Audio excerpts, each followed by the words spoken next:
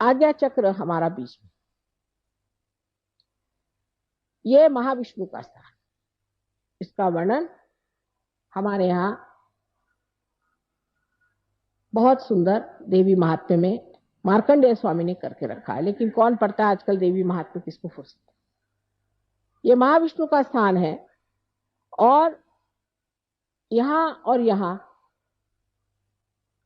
जो दो स्थान हैं उसमें इस तरफ बुद्ध और इस तरफ महावीर जी। अब बुद्ध के लोगों ने भी बुद्ध का हाल खराब कर दिया। उन्होंने कहा था कि आप भगवान की बात ही मत करो, पहले ईश्वर की बात मत करो, कोई मूर्ति की भी बात मत करो, क्योंकि जब तक आत्म साक्षात्कार नहीं होता है तब तक लोग न जाने किस किस चीज को पूजेंगे। कोई भी पत्थर देखा उसको पूजने लग जाएंगे। ये क्या जानेंगे कि कौन सी स्वयंभू मूर्ति कौन सी नहीं। तो पहले आत्म साक्षात्कार, आत्म साक्षात्कार, आत्म साक्षात्कार, इसी को पहले जान। इसलिए लोग उनको कहते हैं वो अनिश्वरवाद थी। ये बात नहीं थी, वो बहुत प्रैक्टिकल आदमी थे। शुरू में हम भी यही कहते थे कि बाबा पहले आत्म साक्षात्कार लो फिर बात करें, लेकिन जैसे महाशय जी को देखा कि ध्यान करते हमें आत्म साक्षात्कार नहीं चाहिए, तो आप तशरीफ क्यों ले आए यहाँ तो सिर्फ आत्म साक्षात्कार का काम है और कुछ। यही बुद्ध ने कहा था कि आप पहले आत्म साक्षात्कार को लीजिए।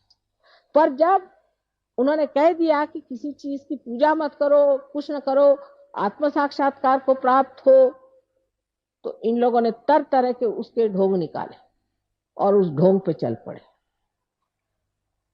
महावीर जी के लिए क्या कहने, वो तो साक्षात भैरवनाथ जी हैं, बहुत बड़ी चीज। एक बार जंगल में ध्यान करते करते जब वो लौटे तो उनका आधा वस्त्र कुंज में फंस गया। आप बुरा मत मानिएगा, लेकिन जिस बात का मुझे बहुत ही बुरा लगता है, क्योंकि वो भी हमारे बेटे हैं, तो उनका जब वस्त्र आधा फट गया और वो आ रहे थे, कहते हैं कि कृष्ण ने ही उनकी परीक्षा ली कि भाई तू तो अवलिया है, तू तो अवधूत, तुझे क्या जरूरत, मेरे पास तो एक भी कपड़ा नहीं, मैं नंगा खड़ा हूं, मेरे लिए तेरा कपड़ा दे दे। तो उन्हें एक क्षण भर के लिए उसको कपड़ा दे दिया। वो तो राजप्रसाद में रहने वाले राजकुमार थे, एक क्षण भर के लिए वो छिपा कर चले गए और अपना कपड़ा पहन लिया। आज देखिए कि उनके क्या क्या तमाशे लोगों ने बना के रखे हैं। एक माँ के हृदय से पूछिए, क्या इस तरह से उनके तमाशे बनाने चाहिए? सारी दुनिया भर में उनको इस तरह से घुमाते हैं और रास्ते पर भी इस तरह से घूमते हैं बेशर्म जैसे लोग।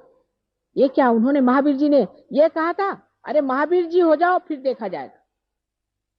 इस तरह की अनेक चीजें लोगों ने की है, जिससे कि मेरा हृदय एकदम कभी कभी लगता है कि इन लोगों के पाप कभी धुलेंगे ही नहीं, जिन्होंने इतनी बड़ी बड़ी महान विभूतियों का इस तरह से अपमान खुले आम पत्थरों पे किया, सीमेंट पे किया, हर जगह कर रहे हैं। इनको कैसे परमात्मा माफ कर सकता है?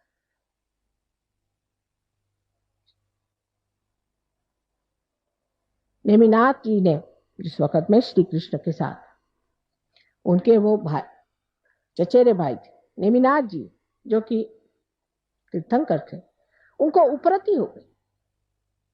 उनके शादी में बहुत सारे जानवर आए मारने के लिए और परिंदे आए, उनको देखकर उपरती हो गई। ऐसे सबको हो सकती है। तो उन्होंने ये बात कह दी कि भाई मैं ये हिंसा नहीं करूंगा। लेकिन अब जो कीड़े मकोड़ों को भी बचाते बैठते हैं, ये कोई उन्होंने कहा था क्या? कहां से कहां आप लोग पहुंच जाते हैं। कम से कम जो सही बात है उसको सीखना चाहिए। मैंने बहुत सारे जैन मुनियों से बात करी कि भाई जो महावीर जी ने कहा ध्यान करो, वो क्यों नहीं करते हो, ये सब मंदिर मंदिर बनाते हो। तो कहने लगे कि माँ इसलिए कि ध्यान करने से शुद्र सिद्धि आ जाती है। मैंने कहा देखो भाई, शुद्र सिद्धियां आती है तुम्हारे अंदर, ठीक बात है, लेकिन अब हम तुमको सहयोग से असली ध्यान लगाएंगे।